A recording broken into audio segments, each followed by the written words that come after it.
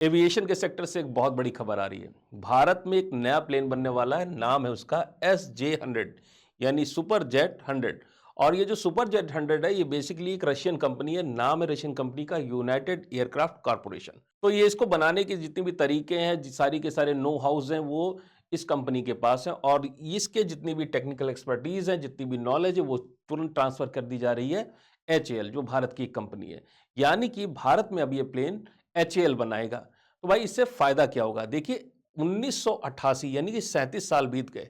37 साल पहले जो है भारत में खुद का प्लेन बनता था, भारत खुद से अपने प्लेन बनाता था। इस प्रोग्राम का नाम था एवरो प्रोग्राम। और ये जो प्लेन बनते थे 1988 में बनना बंद हो गए। इनको देखकर ही लग रहा है कि इनकी टेक्नोलॉजी थोड़ी सी पिछड़ी है। बहुत ही पिछड़ी टेक्नोलॉजी थी, सिंपल तरह के प्लेन्स हुआ करते थे। और 1988 के बाद ये ऐसे हो गए, ऑब्सोलीट प्लेन हो गए कि इनका निर्माण ही करना बंद कर दिया गया। 37 साल से भारत में कोई प्लेन नहीं बना।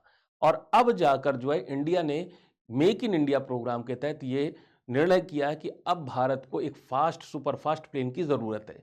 देखिए, भारत का जो एविएशन सेक्टर है उसमें दो खास बातें। एक तो हमें लंबी दूरी उड़ान वाले प्लेन चाहिए जो लंबी दूरी तक जाएं। और दूसरा जो एक बहुत बड़ा एक सेक्टर में एक जगह खाली है, जो शॉर्ट उड़ानें यानी कि कम दूरी की उड़ानों पे जिसमें कम यात्री जा सके, ऐसे प्लेन्स की जरूरत रहती है।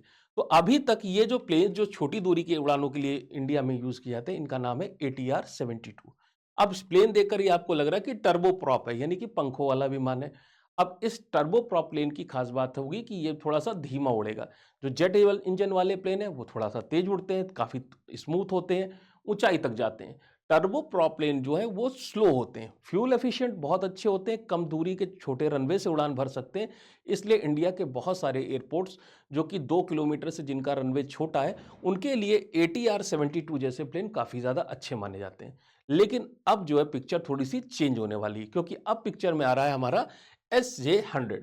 और ये जो हमारा सुपर जेट 100 जो है, इसकी खास बात है ये 1900 मीटर लंबे यानी कि कंपैरेटिवली काफ़ी छोटे रनवे से उड़ान भर सकता है।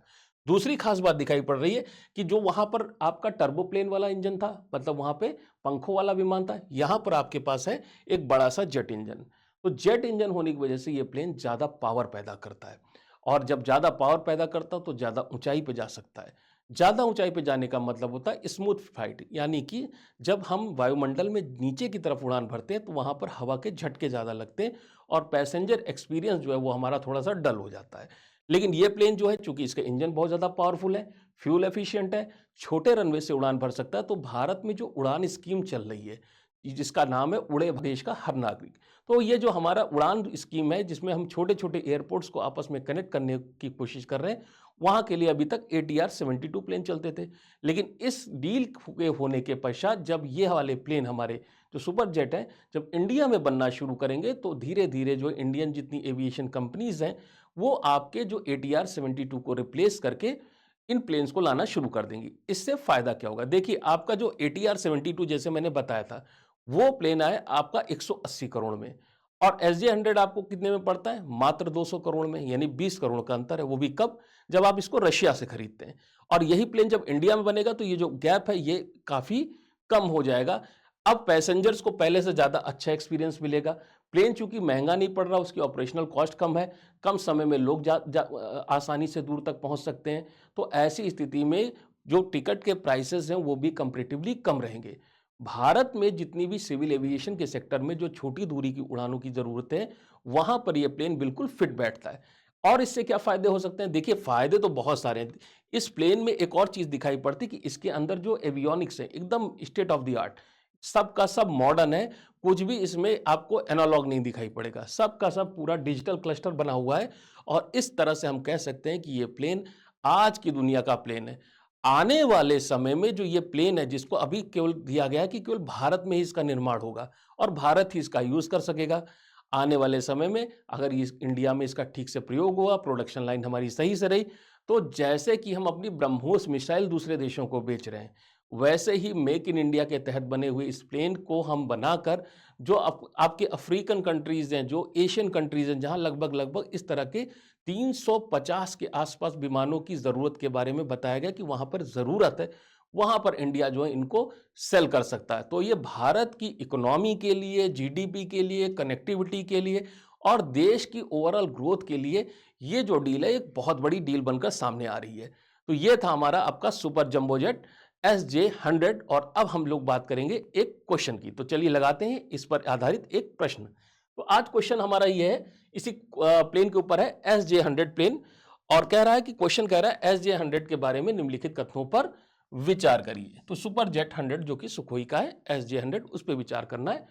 पहला स्टेटमेंट कह रहा है SJ-100 is an advance regional jet developed by Russia as a part of initiative to reduce dependence on western aviation technology. तो भारत में जो पश्चिमी देशों का एविएशन है, चाहे वो एयरबस के प्लेन हो, चाहे एम्ब्रर हो, चाहे ATR-72, सब का सब हमें वेस्टर्न कंट्री से खरीदना पड़ता है।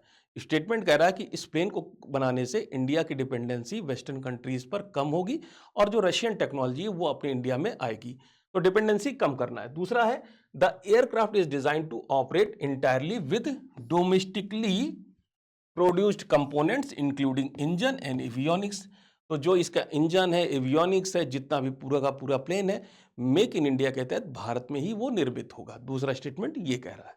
तीसरा स्टेटमेंट कह रहा है it is primarily intended for long haul intercontinental operation. ये लंबी दूरी की उड़ानों के लिए बनाया गया प्लेन है। तो चलिए देखते हैं इनमें से कौन कौन से स्टेटमेंट आपके सही हैं। तो पहला स्टेटमेंट जो है कि रशिया ने बनाया है और इसकी वजह से वेस्टर्न एविएशन टेक्नोलॉजी पर हमारी डिपेंडेंसी कम होगी, वो बिल्कुल सही स्टेटमेंट है। तो पहला स्टेटमेंट हमारा सही हो जाता है। दूसरे स्टेटमेंट पे चलते हैं। तो कहता है the aircraft is design to operate entirely with domestically produce component including engine and avionics. तो ये डील में लिखा है साहब सारा का सारा प्लेन इंजन है, एवियोनिक्स है, जो भी नट बोल्ट से लेकर सब कुछ जो है इंडिया के अंदर HAL बनाएगी। इसका मतलब है हमारा स्टेटमेंट नंबर 2 वो भी सही हो जाता है। तीसरा स्टेटमेंट कह रहा है कि long haul international intercontinental operations के लिए बना है, मतलब महाद्वीपीय उड़ानों में कि इस प्लेन से हम उड़कर अमेरिका जाएंगे। तो ऐसा नहीं है, ये जो डील है ये बेसिकली इंडिया के अंदर के जो एयरपोर्ट्स हैं, उड़ान जैसी योजनाएं जो चल रही हैं, उसके आधार पर इंडिया में कनेक्टिविटी को बढ़ाने के लिए जो शॉर्ट ड्यूरेशन की और मीडियम जो ड्यूरेशन की जो फ्लाइट्स हैं, कम दूरी की फ्लाइट है, कम समय अवधि की फ्लाइट्स हैं, उनके लिए इस डील को किया गया है। इसका मतलब है स्टेटमेंट नंबर 3 जो कह रहा है कि लंबी उड़ानों के लिए बनाया गया है, वो आपका स्टेटमेंट गलत हो जाता है। तो आपके कौन कौन से स्टेटमेंट सही हो जाएंगे? आपका स्टेटमेंट नंबर 1 और स्टेटमेंट नंबर 2 दोनों सही है, जबकि स्टेटमेंट नंबर 3 आपका गलत हो जाता है। इसलिए आपका सही जवाब होगा option B, that is 1 and 2 only. तो ये था हमारा आज का वीडियो लेक्चर और फिर मुलाकात होगी आपसे नेक्स्ट वीडियो में। तब तक के लिए धन्यवाद।